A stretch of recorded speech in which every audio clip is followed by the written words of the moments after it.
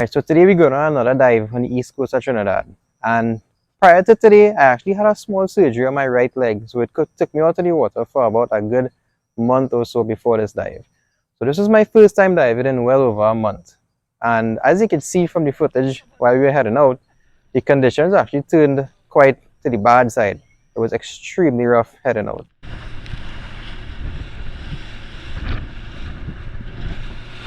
On this dive today was my buddies Alex, Tishad, and Christopher. On the bright side, the water was extremely clean, blue, top to bottom. We were getting like well over, I would say, 80-foot visibility that day. On this piece of footage, you could see me diving down in 72 feet and Alex on the surface supervising me from on top. And you can see how clear you can see from the surface all the way down and all the way back up.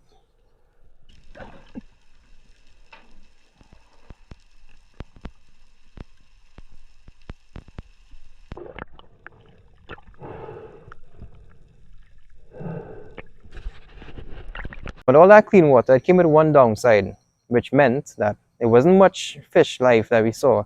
So we made many drifts, drift after drift, and we didn't really see much that I was willing to shoot. And after a while, because of how rough it was, I actually started to get seasick. And when I get seasick, I would like to take out my hood because it will make me feel a little less claustrophobic. And if I take off my hood, I can't use the GoPro because the hood keeps the GoPro in place. And as soon as I took off the GoPro and stopped filming, that was when all the action started to happen. But thankfully, Alex still had his GoPro on, and that's the action that you all see now.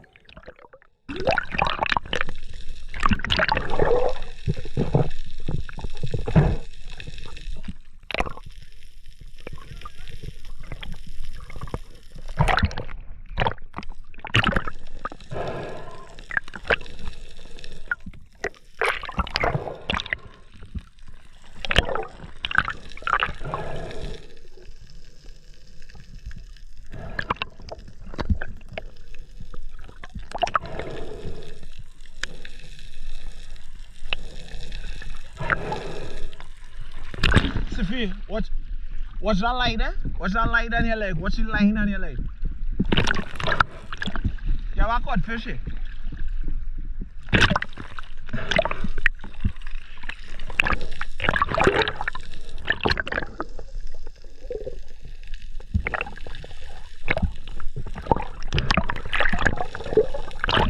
Shoot him again,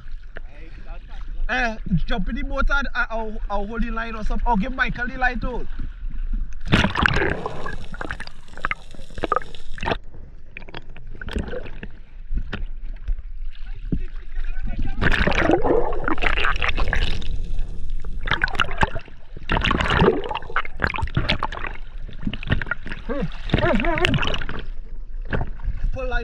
Pull the gun in the boat and fight over the coat.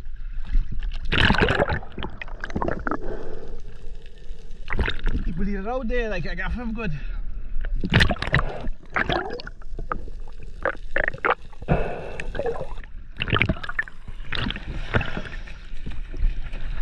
That's the line for the meat.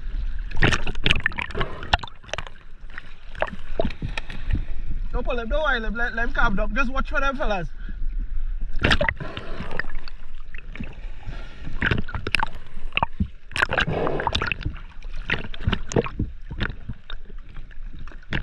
Anytime I got for me, you'll get bad.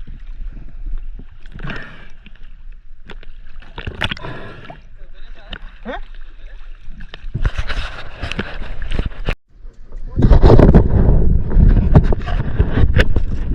You will get both. What you get on your belly? Where you see that, boys? Flyers. Yeah, shot. Where you start watching get started with the knife? Shot. Yeah, they got strong. You should cut it and then bleed out. Yeah. Well, therapy is with this Cobia, yeah? Soon enough, where do you go?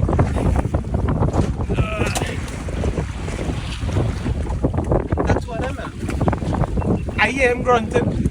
After a long hard fight with that Cobia and we got him landed in the boat, we finally got to start to shoot some real proper fish. And on the next dive, I actually shot a mutton snapper. And on the same reef, right after I surfaced, Alex made his drop and he got a dog snapper of his own.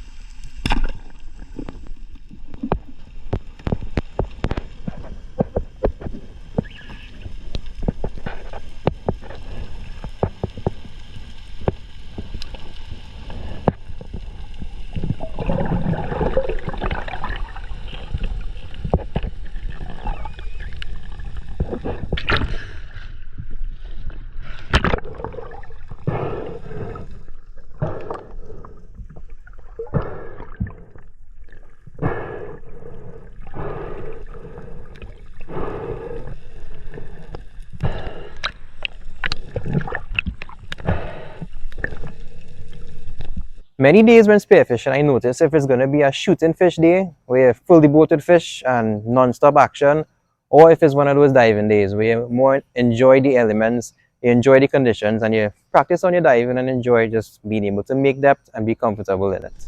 And today was one of those days.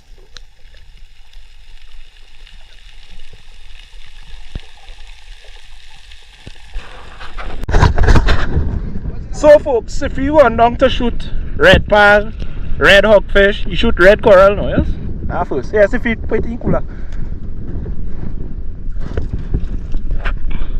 Right, yep. Right. Put it back in the kitchen.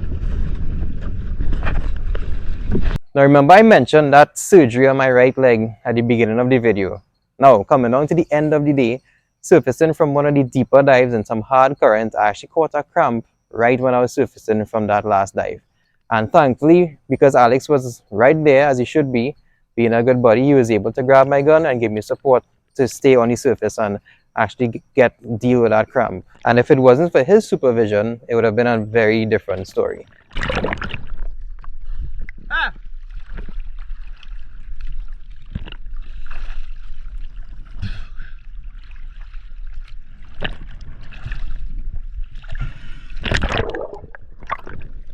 Got him.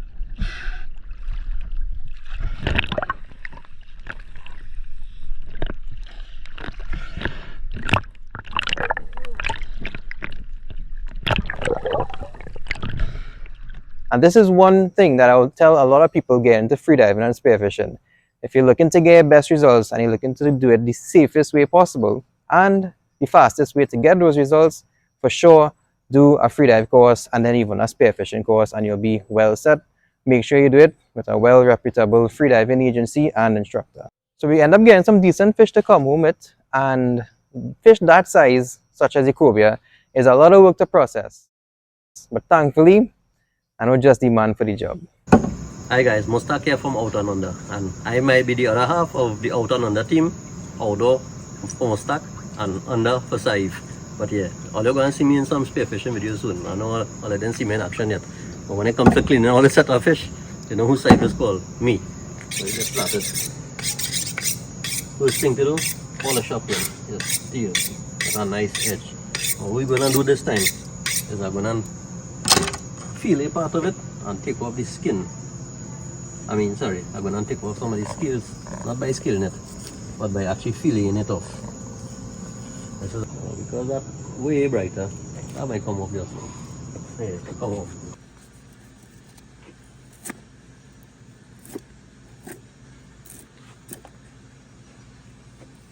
So I'm going to stick a knife. This is a stiff knife. It looks like a fillet knife, but it's different into the fish.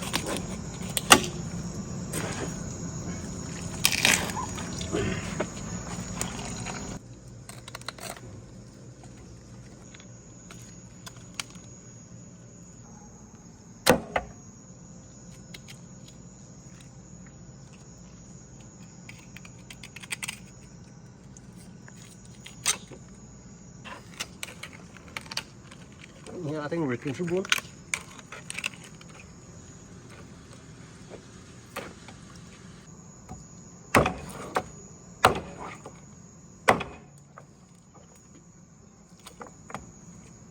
So you all saw what we did with the fillet, and most people are accustomed to seeing people using the meat of the fish. But we have different use for the meat.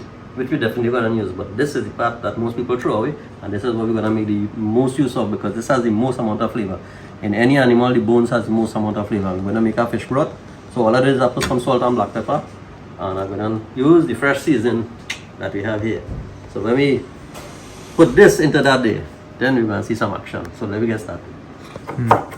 This is why I like a real big board, so you have space to work.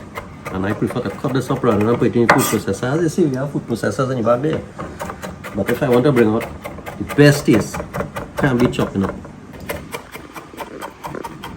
Don't watch all that garlic, so I'm like me using all that. When you hold a tomato and it sounds like that, that is when you know you have it. And that's gonna taste real good.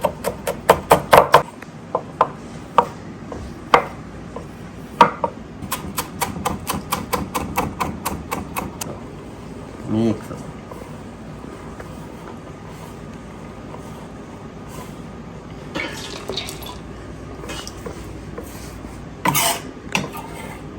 Shadow bunny is one thing.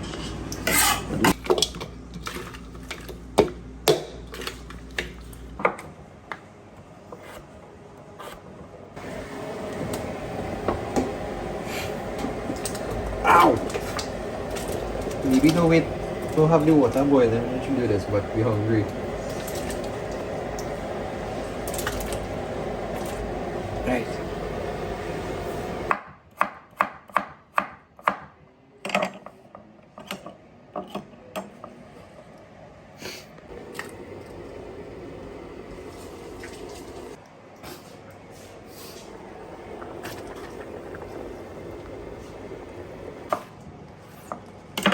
And this is cooked same time as the fish.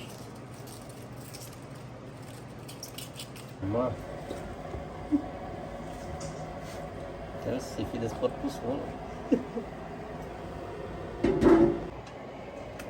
Too much for the pot.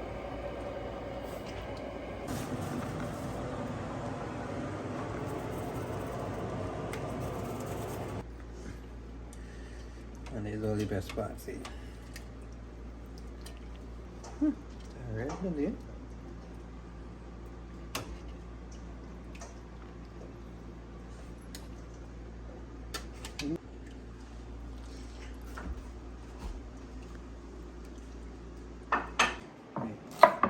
This is the last little final piece. Hot pepper. And I squeeze.